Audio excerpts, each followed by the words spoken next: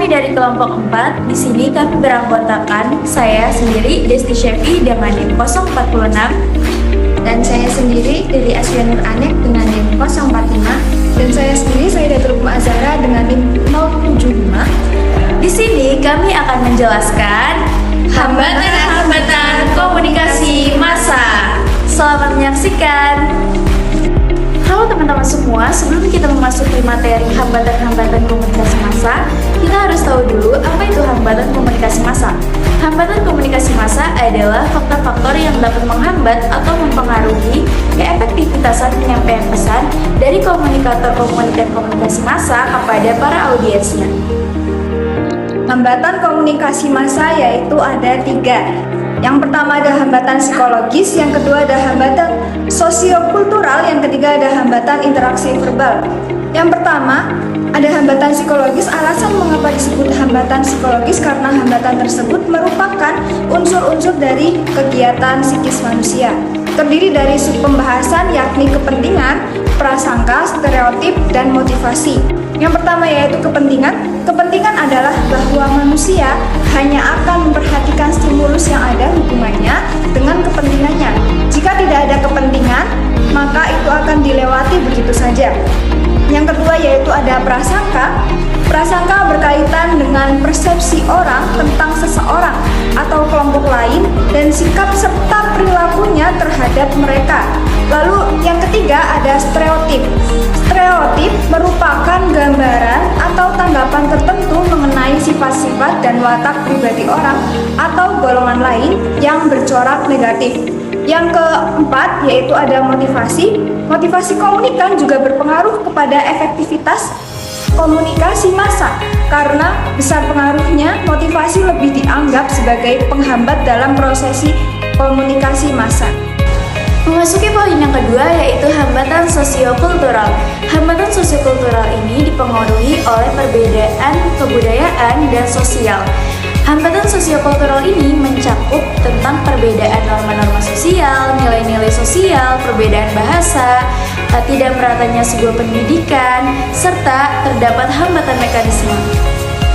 Faktor yang pertama dari hambatan sosiokultural adalah perbedaan nilai-nilai sosial. Karena Indonesia ini memiliki banyak keberagaman, oleh karena itu nilai-nilai sosial di setiap wilayah itu berbeda-beda. Dan pesan media massa yang disampaikan apabila tidak sesuai dengan norma-norma dan nilai-nilai sosial, maka itu dapat dianggap mengganggu dan tidak relevan. Faktor yang kedua dari hambatan sosiokultural adalah bahasa. Bahasa sendiri merupakan elemen paling penting dalam sebuah komunikasi. Karena Indonesia itu terdiri dari banyak suku dan setiap suku memiliki ciri khas bahasanya masing-masing. Oleh karena itu, dalam penyampaian pesan dalam media massa, lebih baik menggunakan bahasa Indonesia yang baik dan benar. Karena bahasa Indonesia sendiri merupakan bahasa nasional. Dan apabila penyampaian pesan disampaikan dalam bahasa yang tidak dimengerti oleh audiens, maka akan mempengaruhi sulitnya untuk memahami pesan yang disampaikan. Faktor yang ketiga dari hambatan sosiokultural adalah pendidikan yang belum merata. Pendidikan yang belum merata dapat kita lihat dalam fenomena misalnya antara penduduk kota dan penduduk pedesaan yang memiliki kesenjangan pendidikan.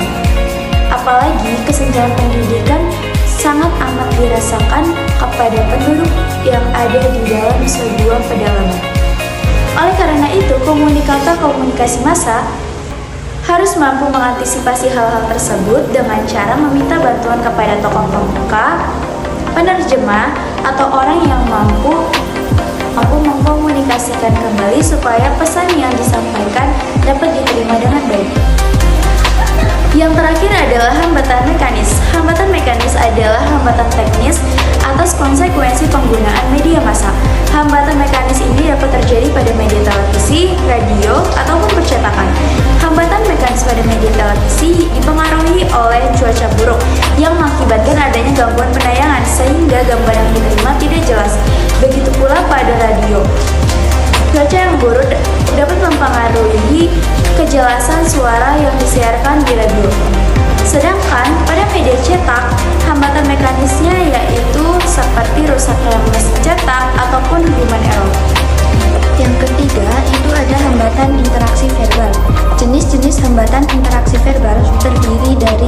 polarisasi, orientasi intensional, evaluasi statis, dan indiskriminasi. Yang pertama itu ada polarisasi.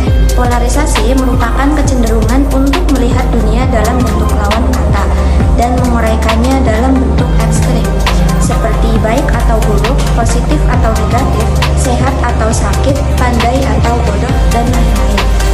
Yang kedua itu ada orientasi intensional. Orientasi intensional mengacu pada kecenderungan kita untuk melihat manusia, objek, dan kejadian sesuai dengan ciri yang melekat pada mereka. Orientasi intensional terjadi bila kita bertindak seakan-akan label adalah lebih penting daripada orangnya sendiri. Yang ketiga itu ada evaluasi statis. Evaluasi statis merupakan risiko yang perlu diketahui komunikator komunikasi massa. Pasalnya, evaluasi ini ditentukan oleh momen pertama proses komunikasi massa. Terus yang keempat itu ada indiskriminasi. Indiskriminasi terjadi bila kita memusatkan perhatian pada kelompok orang, benda atau kejadian dan tidak mampu melihat bahwa masing-masing bersifat unik atau khas dan perlu diamati secara individual. Sekian penjelasan dari kami. Wassalamualaikum warahmatullahi wabarakatuh.